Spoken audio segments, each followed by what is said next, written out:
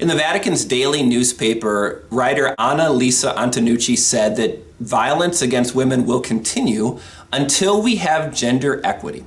She wrote, and if your Italian isn't very good like mine, you can actually translate this website into English and actually read what she wrote, which is really good. Annalisa is very detailed on what she believes, that if we have some gender equity in this world, then violence against women will disappear. And this article from her is over a month old. I wanted to give her and the Vatican time to respond, and while I can translate their newspaper into English, I don't see any response.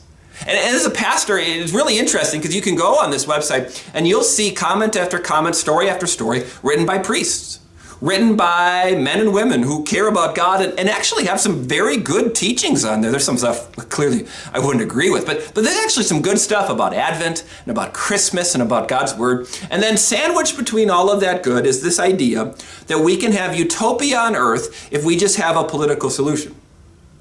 And with deep respect to her hurt and pain that she says in that article, haven't we learned by now? Haven't we learned there's never going to be utopia on earth?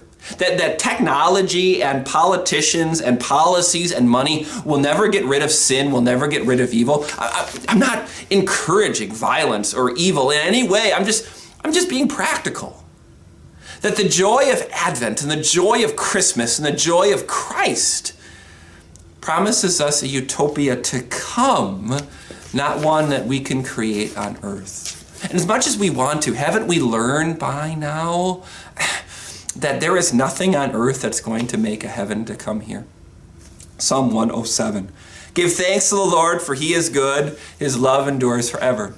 When you read this psalm, you see this is the start of book 5, this Psalm 107 to 150. And it says, give thanks to the Lord. He is good. His love endures forever.